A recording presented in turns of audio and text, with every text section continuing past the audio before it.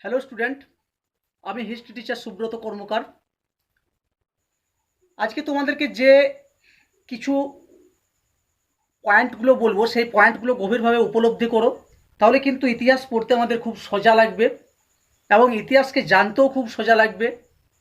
আমরা অনেক সময় কি করি যে খাতা ভর্তি হয়তো লিখে নিয়েছি, বুঝে নেবার সময় পাইনি বা বুঝিয়ে দেওয়ার মতো টিচারও পাইনি। অনেক স্যার আছেন খুব ভালো করে বুঝিয়ে দেন, গভীরভাবে উপলব্ধি করতে শেখায়। আমাদের স্যাররাও যথেষ্ট খুব ভালোভাবে উপলব্ধি করতে শিখিয়েছে ইতিহাস কি, ঐতিহাসিক কারা।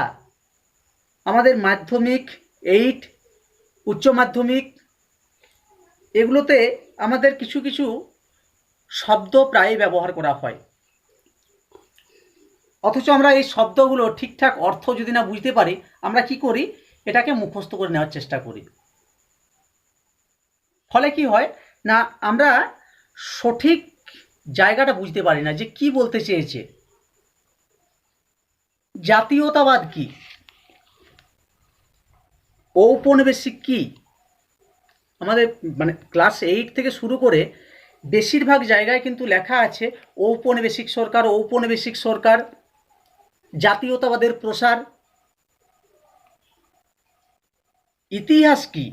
প্রথম আগে আমরা কি জানতাম যে ইতিহাস হচ্ছে অতীতের কথা। আগে ইতিহাসে শুধুমাত্র রাজাদের নাম, রাজাদের সাম্রাজ্য বিস্তার, যুদ্ধ, তার সাল, অনেক এই সমস্ত ঘটনাগুলো মনে রাখতাম। তো ইতিহাস দেখো, সেখানে কিন্তু রাজনৈতিক বর্ণনাটাই বেশি বেশি দেখা গিয়েছে। ইতিহাস হচ্ছে তোমার মানব সভ্যতা এবং সমাজের ধারাবাহিক বিবর্তনের কাহিনী। সেই অতীত থেকে আদিম মানুষের জীবনযাত্রা থেকে শুরু করে আজকের যে প্রযুক্তির উন্নত ব্যবস্থা, সেখানে দাঁড়িয়ে এই যে ভিডিওগ্রাফি করছি, এই আজকের ইতিহাস পর্যন্ত পুরোটাই ইতিহাস। তো ইতিহাস হচ্ছে মানব সভ্যতা ও সমাজের ধারাবাহিক বিবর্তনের কাহিনী, যেখানে শুধু রাজনৈতিক নয়, রাজনীতির পাশাপাশি সমাজ, অর্থনৈতিক, ধর্মীয়, সংস্কৃতি প্রভৃতি সম্পর্কে জানতে পারি। পুরোটাই ইতিহাস, সবটাকে একসাথে আমরা বলবো ইতিহাস, বা যা বিস্তারিত জানতে পারি তাই হচ্ছে ইতিহাস। ঐতিহাসিক কারা? বলে দিলাম ঐতিহাসিক হেরোডোটাস, বলে দিলাম ঐতিহাসিক রমিলা থাপার, বলে দিলাম ঐতিহাসিক রণজিৎ গুহ। তাহলে আমরা ঐতিহাসিক কাদেরকে বলবো, কারা ঐতিহাসিক, এটা ভালো করে একটু বুঝে নিই আমরা আগে। দেখো, ইতিহাসের সাথে কোনো ঘটনার সম্পর্কযুক্ত, ইতিহাসের সাথে সম্পর্কযুক্ত বিভিন্ন ঘটনা সম্পর্কে যখন আমরা অনুসন্ধান চালাই, ঠিক আছে, যারা ঐতিহাসিক তারা চালান, ইতিহাসের সাথে সম্পর্কযুক্ত কোনো ঘটনার অনুসন্ধান চালান, সেখানে গবেষণা করেন। কোথাও হয়তো অনুসন্ধান করলো, সেখানে গবেষণা করছে, কোনো একটা জিনিস পেয়েছে, সেটা নিয়ে গবেষণা করলো। গবেষণা করার পর মৌলিক গ্রন্থ রচনা করেন। মৌলিক গ্রন্থ যখন রচনা করেন, তখন কিন্তু ঐতিহাসিক নিরপেক্ষভাবে উপস্থাপন করেন। পেয়েছে একটা পাথর আর লিখে দিল 5টা সোনার দুল পেয়েছি আর 2টো ওই হিরে পেয়েছি, এরকম নয়। কোনো ঘটনা প্রথমে অনুসন্ধান করলো, অনুসন্ধান করার পর সেটা গবেষণা করলো, গবেষণা করার পর মৌলিক গ্রন্থ রচনা করলো, যে গ্রন্থে নিরপেক্ষভাবে উপস্থাপনা রয়েছে এবং যাদের লেখা গ্রন্থগুলো আমাদের জাতীয় স্তরে সমাদৃত হয়, তাদেরকে আমরা ঐতিহাসিক বলবো। তাহলে ঐতিহাসিক বোঝা গেছে নিশ্চয়ই। এবার দেখো ক্লাস 8 থেকে এসেছে জাতীয়তাবাদের প্রসার, জাতীয়তাবাদী ধারণা, জাতীয়তাবাদী আন্দোলন। অথচ এগুলো এই মানে কথাগুলোর অর্থগুলো কিন্তু খাতায় রয়ে গেছে। কারণ ইতিহাসটা আমরা হয়তো অনেক স্যারের কাছে আমরা ঠিকঠাক করে বুঝতে পারিনি, বা হয়তো বলতে পারিনি যে স্যার বুঝতে মানে আরেকবার বুঝিয়ে দেন, এটা আমি ঠিকঠাক করে বুঝতে পারিনি। তো জাতীয়তাবাদ কি? দেখো জাতীয়তাবাদ হচ্ছে, তোমাদেরকে আগে নর্মালভাবে বলি, ভারত পাকিস্তানের খেলা দেখো তো, ভারত পাকিস্তানের খেলা দেখার সময় তোমরা কাকে উপলব্ধি করো? তোমরা কাকে উপলব্ধি করো? মানে কাকে সাপোর্ট করো অ্যাকচুয়ালি? উপলব্ধি বলছি, সরি পুরো সম্পূর্ণ কথাটা ভুল বললাম, যে কাকে তোমরা সাপোর্ট করো?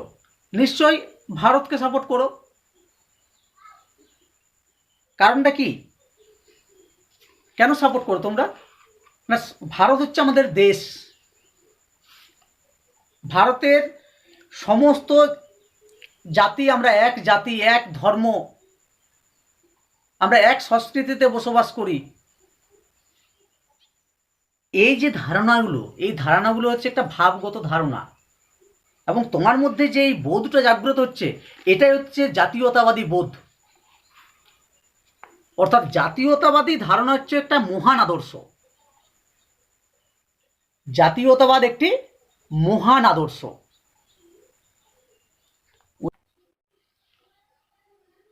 তো জাতীয়তাবাদ যে ব্যাপারটা বললাম, যে জাতীয়তাবাদ হলো একটি মহান আদর্শ,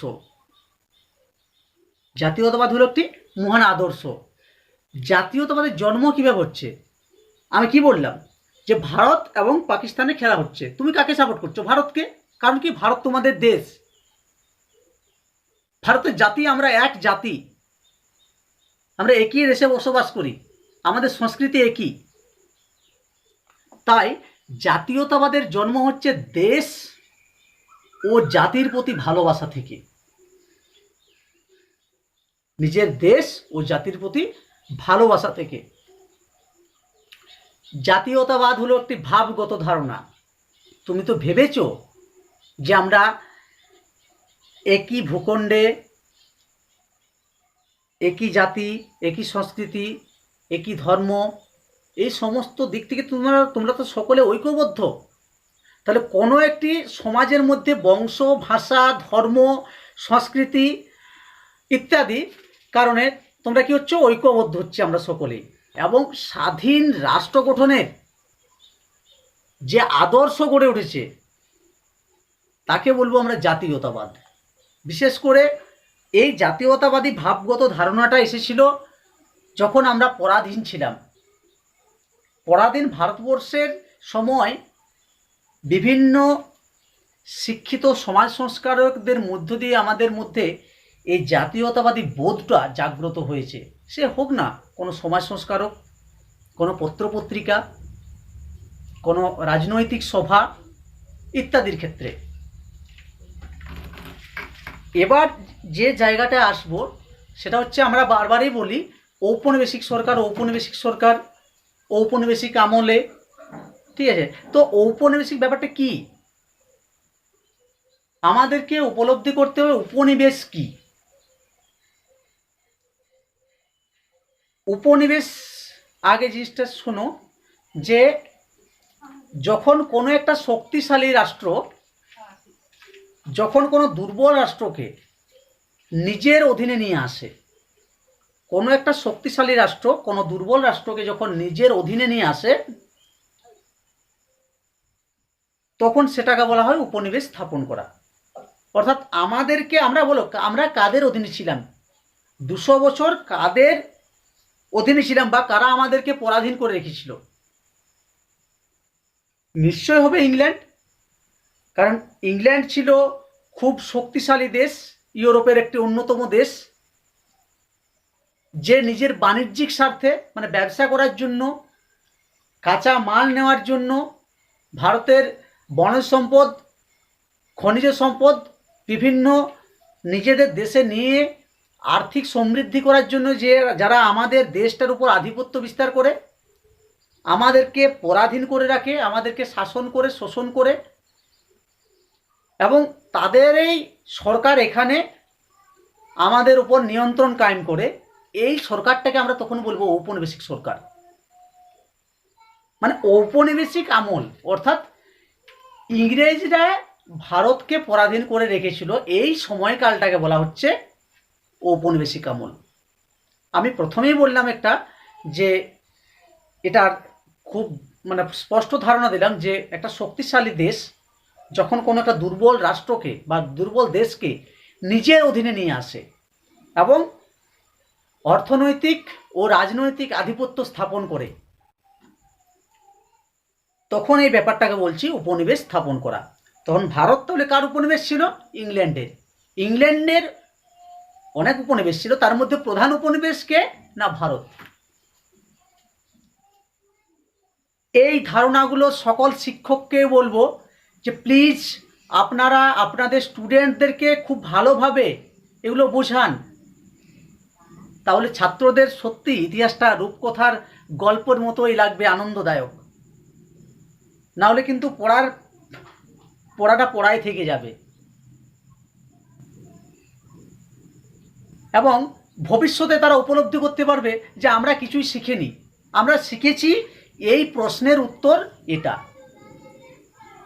অনেক জায়গায় হয়, স্যার এই প্রশ্নটার উত্তর আমাকে একটু বুঝিয়ে দিন,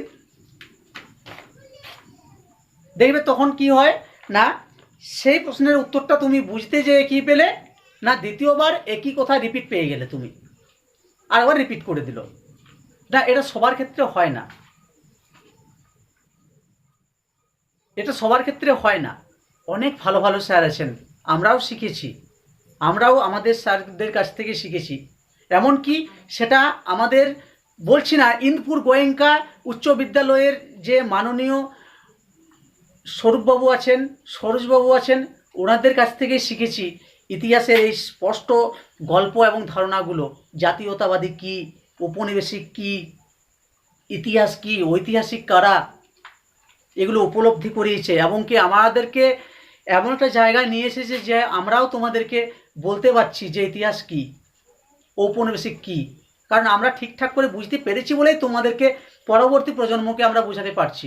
আর তোমরা যদি ঠিকঠাক করে বুঝতে পারো তাহলে তোমরাও কিন্তু পরবর্তী তোমাদের প্রজন্মকে বোঝাতে পারবে। তবে যাই হোক, আমি কিন্তু মাধ্যমিক, উচ্চ মাধ্যমিকের প্রতিটি অধ্যায়ের মূল বিষয়বস্তু গল্পের আকারে উপস্থাপন করার চেষ্টা করব। সকলেই ভিডিওগুলো